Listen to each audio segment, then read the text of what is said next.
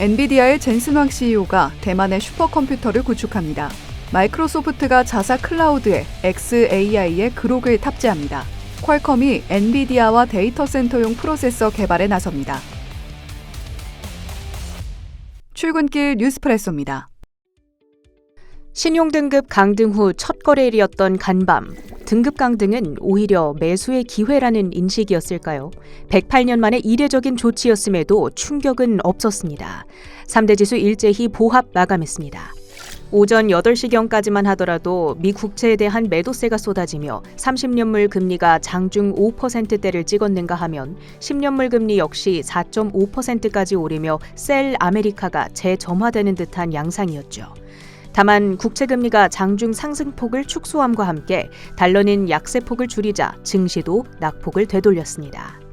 시장이 이렇게 무덤덤했던 데에는 무디스가 신용등급을 하향했던 이유, 즉 미국 정부 부채 문제는 이미 익히 알고 있던 사실이란 인식이 작용했기 때문입니다.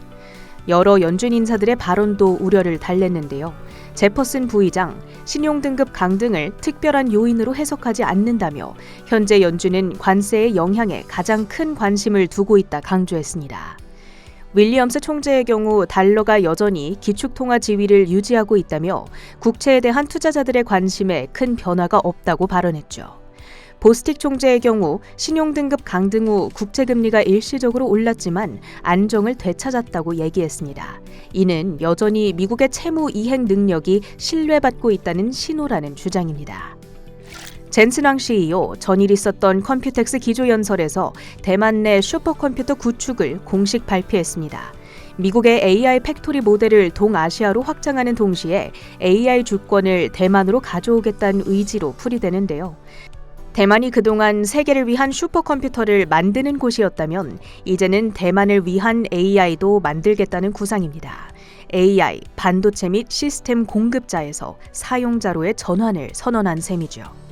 한편 컴퓨텍스에 참석한 퀄컴, 엔비디아의 플랫폼과 호환되는 CPU 개발 착수 소식을 전하는 등 고객사들의 호재성 이슈들을 소화하며 엔비디아의 주가는 장중 2%대의 낙폭을 강보합권까지 돌려냈습니다. JP모건의 제이미 다이먼 CEO가 금융시장이 안일한 태도를 보이며 관세나 지정학적 갈등이 초래할 위험을 과소평가하고 있다 경고했습니다. 대규모 경기 침체를 경험해보지 못한 이들이 신용과 관련해 어떤 일이 일어날 수 있는지 간과하고 있다고 지적한 건데요. 관세율이 물론 낮아지긴 했지만 여전히 상당히 극단적이라며 스태그플레이션 발생 가능성을 거듭 거론합니다. 한편 무디스는 JP모건을 비롯한 미국 3대 대형은행들의 신용등급도 하향 조정했는데요. JP모건의 주가는 1% 하락 마감했습니다. 테슬라는 모건 스탠리가 높은 밸류에이션을 정당화하기 어렵다며 최근 발표된 판매량이 여전히 부진한 점을 지적하자 2.3% 내렸습니다. 중국의 샤오미가 새로운 전기차를 출시한 점도 경쟁 심화 우려를 부각시켰습니다. 유나이티드 헬스는 최근 급락을 뒤로하고 이틀 연속 급반등했습니다. 신임 CEO와 CFO 등 내부자 3인이 자사주를 공격적으로 매입했다는 소식의 영향입니다. 노바백스는 코로나19 백신에 대한 FDA의 전면 승인 소식에 15% 뛰어 올랐습니다. 모더나와 바이오엔텍도 동반 급등했습니다. 레딧은 웰스파고가 투자 의견을 비중 확대해서 중립으로 하향 조정하고 목표가도 168에서 115달러로 내려잡자 4.6% 내렸습니다.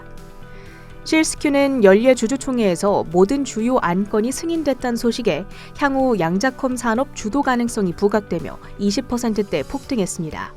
이와 함께 양자 보안 암호화 관련주 아킷 퀀텀은 양자 산업이 발달할수록 암호화 산업도 확장할 수밖에 없다는 기대감에 22일 실적 발표를 앞두고 31%대 올랐습니다. 주요 헤드라인도 살펴보시죠. 시장은 신용등급 강등은 후행지표라는 베센트 장관의 발언에 무게를 실었다. BMO 캐피탈은 간밤 뉴욕장의 흐름을 이렇게 정리했습니다. 하락 출발에도 장 마감으로 향할수록 저가 매수세가 유입됐죠. 물론 일부 충격이 있긴 했습니다.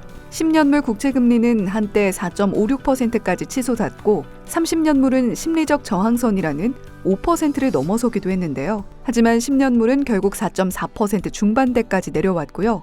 모건 스탠리의 마이클 윌슨, 무역 긴장 완화로 침체 가능성이 낮아져 신용등급 하락이 증시 하락을 촉발한다면 매수 기회라고 말했습니다. 대표적 강세론자 펀드스트랩 톰 리도 조정이 나온다면 공격적으로 매수하겠다며 강등으로 인한 충격이 있다면 오히려 기회로 활용해야 한다고 힘주어 말했습니다.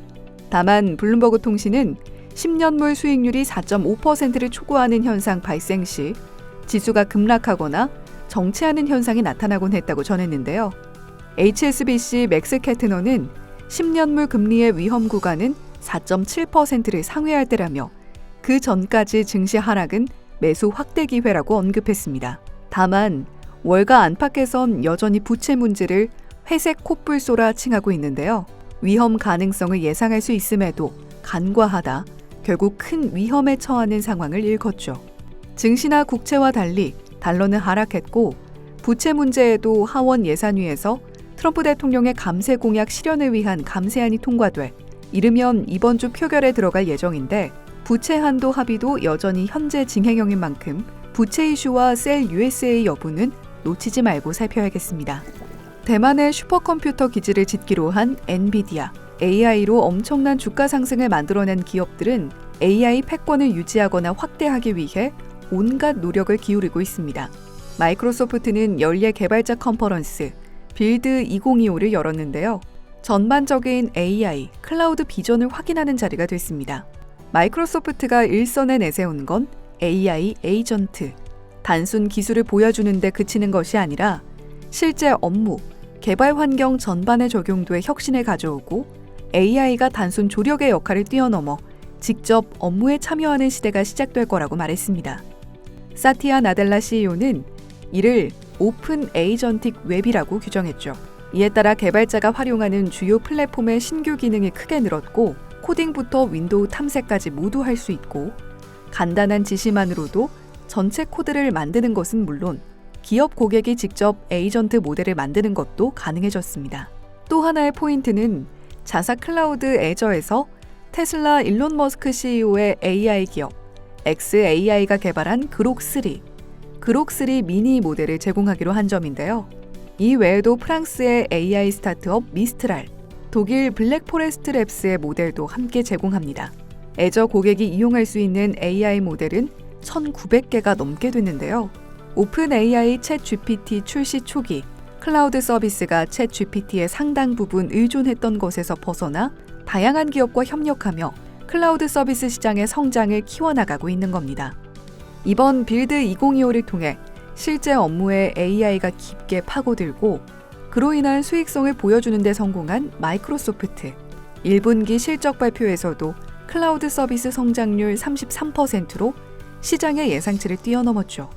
이번 주 대만의 컴퓨텍스 2025, 마이크로소프트의 빌드 2025 외에도 구글은 화요일과 수요일 I/O 컨퍼런스를 개최하고 엔트로픽은 목요일 첫 개발자 컨퍼런스를 개최할 예정이라 다양한 IT 행사가 포진돼 있습니다.